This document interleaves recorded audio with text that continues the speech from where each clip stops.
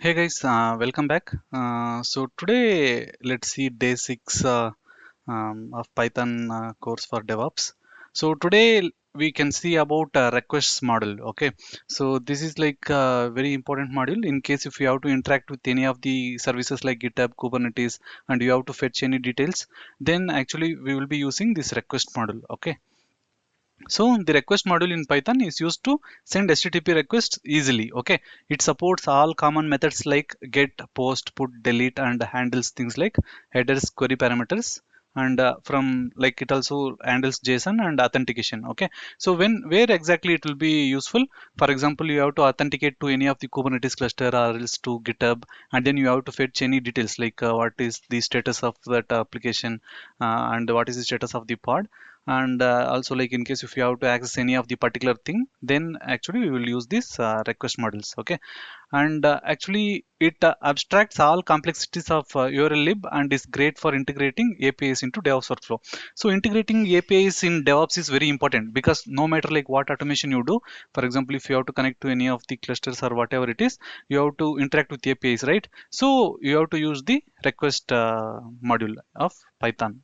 Okay, so the syntax is first you have to import requests. Okay, in case if it is not there, you have to install it using pip install requests. Okay, and we have like simple get request. So for example, here they are saving a variable like a response. Here they are giving request dot get. So it is a get request, so get, and then here we have an example of GitHub. Okay, and print response dot, so response dot status code. Status code is just like 200 for success. In case of errors we will have like 500, 404, everything, right? So we will get everything like this. Okay, and print response dot json. In case if we want this response in JSON format, we can see that here in this as well. Okay, and we can use post as well with the JSON body. So for example, payload equal to key value, so we can pass it as key value parameter, and in the response we can just use request dot post. When you do request.post and then if you give any of the URI, you will get it in the payload format. Okay, and then in case if you have to add any custom headers, then also you will be able to add this custom headers. Okay, so where these custom headers will be used, for example, for a few clusters or something, you need the authentication to be enabled, right? So in case if you have to communicate with them, then you have to use these headers. Okay, so where exactly it is used in DevOps? You can use these requests like for API driven automation. For example, if you have to access any of the GitHub related configurations, Jenkins related configurations, GitLab, and in case if you have to enable some notifications using Slack, or else in case if you have to communicate with Kubernetes API, then you can just use this request model. And in case if you have to trigger or poll jobs using CI/CD pipeline, you can use this one. And for monitoring and reporting and alerting dashboards, you can use this one. And then to interact with Kubernetes cluster via API server, like you can use this requests. Okay, and also to fetch any GitHub commits or create PRs or to comment from the scripts, you can use this request. Okay, so let's get started, guys. Okay, okay, let's start WSL.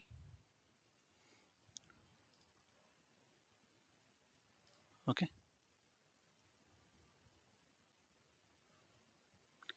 okay, CD DevOps Python. Okay, so let me start to file here. Okay, we have opened the VS Code. Okay, let's create a file called day6.py. Okay, so when you work in Python, so always you should create a virtual environment, because for example if you create if you don't create those environment, if you install certain package and if that package doesn't support with any of your Python code, then actually like it will cause issue. Okay, so in case if you want different applications to work on different versions or different tools, then it is always good to create like virtual environments. Okay, so for example let's see, for example import requests. Okay, because we are going to use the model request, right? So if you see, normally when we do import OS, we already have this OS module, so we don't see any error. But for requests, it is giving some error, right? Because we don't have request. Okay, so normally in case if you want to install any of the modules, then what exactly you will do? You have to install it. How you will install? Pip install requests. Okay, so if you see, we are getting some error. It is not installing because it is telling like this environment is externally managed to install Python packages. Try you have to install the virtual environment. Okay, so let's try to create a virtual environment. Okay, so how do we create a virtual environment? So it is using the command. We are able to see it here itself. Okay, so we have to give it like this. Okay, first it has to be like -m virtual environment, then we have to give it as my environment. Okay, now we have created the environment. So we already have this one. So in case if you have to create newly, you can use the same thing. And then like for example, if you execute like this, again it will give error. So how we can overcome this one? So like in case if you have to activate this one, you have to just do source. Okay, source, and then we already have my env, and then it will be under bin, and then it will be activate. Okay, if you see, now my env is there. Okay, so now we are using my env virtual environment. Okay, now let me try to install the same request thing. Okay, so how I can install? Using pip install requests. Okay, so if you see, it is successfully installed. Okay, and it is of version 2.32.4. Okay, now the error which was there, it has gone. Okay, now let's see few examples. I will just clear this one, and then I will make this screen bit bigger. Okay, so we have imported the requests. Now let's do a demo with GitHub. Okay, for example, let me give a repo equal to let me open mine. Okay, so, okay, so if you see, so we have this Python, and then we have this. This is my ID, right? This is my ID, and this is the repo. I'll just give this one. I'll just copy and give this one.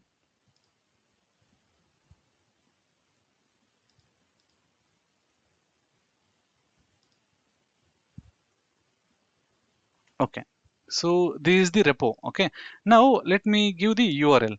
So for URL, we can pass in as URL, and then we have to pass it like normally in case if we access any of the APIs in GitHub, then obviously we have to pass it https colon API dot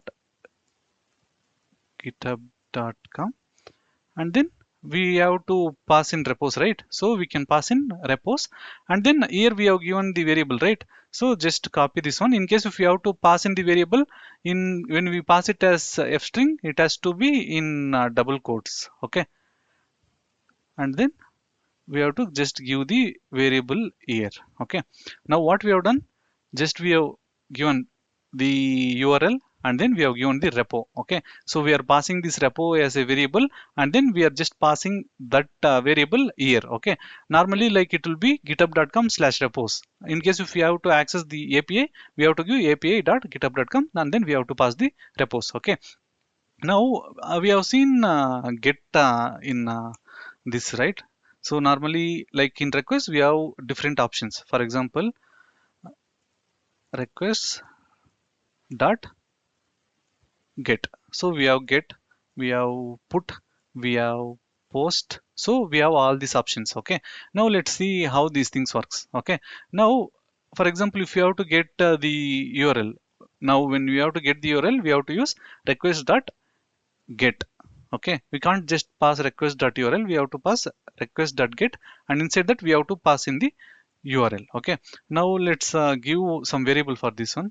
For example, we are getting a response, right? We can give as response. Okay, response equal to request.get URL. Okay, now let me try to print this one.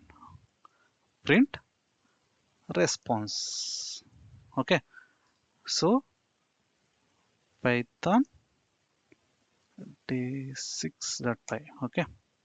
So what is the response? 200. So 200 means success. So we are getting the response. So the response is proper. Okay. Now let's try to get some data from this one. So for example, if we have to get data, then we have an option called JSON. Okay. For example, if you see requests dot JSON. So when in case if you have to get any of the data, we have to just pass request dot JSON. Sorry, not request, because we have to get a response, right? So we have got the response. So response is request dot get URL. Now already we got the response. In the response we will already have the data, right? So we have to use that one. Okay. Now response dot, so we have got the response. So here response is like normal text, whether just it has given success message 200. Now we have to get the entire JSON data. So how we can get? We have to pass in JSON. Okay. So we can pass some variable for this one as well. For like we are going to get data, right? We can pass it as data. Okay. And then print data. Okay. Now let me try to execute the script again. Okay. See, like we got all the data. So we have got all the data from my GitHub page. Okay, so all the data from my GitHub page I have got. So based on these data, in case if we need something, we can just filter out and we can use in the scripts. Okay, so what exactly we have done? We have done import of request, and then we have given the repo URL and repo and URL, and then we are just getting request.get. When we do request.get, it will get all the details from this repo. Okay, and then it will save it in the variable response. And then in case if you have to see all the thing in JSON, we have to just give response.json, so that we will get all the details. Okay. Now we have got the data. I will just comment this one, and also I will comment this one. Okay, I will just clear this one.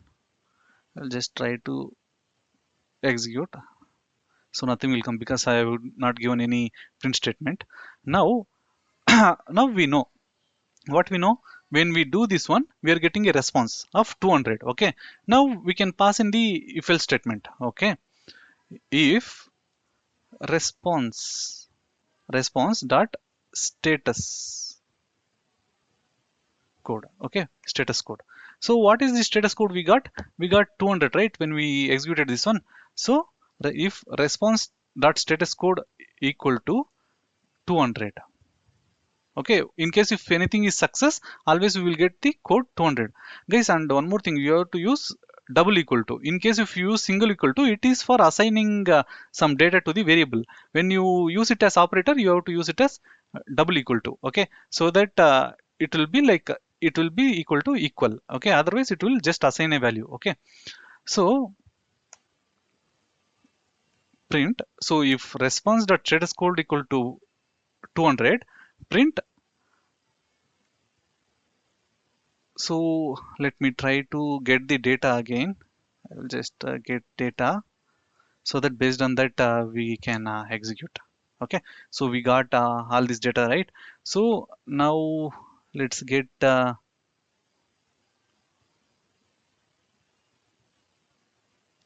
name. So we have name, and then we have this is private. So this repo is private, right? So the data is private in this. And then what else we have? We have this entire event URL, and then what we have fork count. Fork count is 264. So like 267 members. I have forked this one. And then size is 1334 KB. And watchers, like how many people is watching? 74 people are watching this one. And visibility, it is public. Okay, so we have these data. So based on this, like we can extract and we can print whatever data we want. So based on that, for example, if it is like public, then we can say it is public, or else in case if it is private, we can say this is not accessible to the users. Okay, we can write a small program based on this data. Okay, now what is the name of the program? So it is name, right? So how we can pass? First we can pass we are going to pass the repo name, right? So we can pass it as repo colon and then it is data. So JSON will always be inside curly braces, right? So it is curly braces, it will start with curly brace and it will end with curly brace. So we are just opening that curly brace, and then this is data, right? So we have passed it to the variable data. Okay, data. And then what exactly we have to get? We have to get name. Okay, so this is a list. We have got list of things, right? So we have to pass what is the is name. Okay, it is under quotes, we have just give it as name. Okay, now what happens if response status code equal to 200, it will print repo, and then it will give the repo name. What is the name? It is DevOps doc. Okay, and then it we can get this whether it is private or public. Okay, so next, print. Okay, so if okay, now what else we can get? Now we can get like fork count. Okay, I will just give it as fork. Okay, and then I will pass it as data, and here I will just give it as double quotes. And what is the name? We have to give this name exactly how it is. Okay, so I will just use this one. And then what else we can give?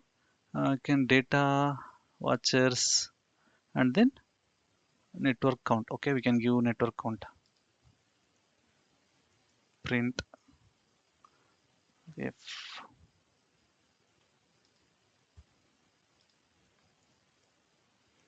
network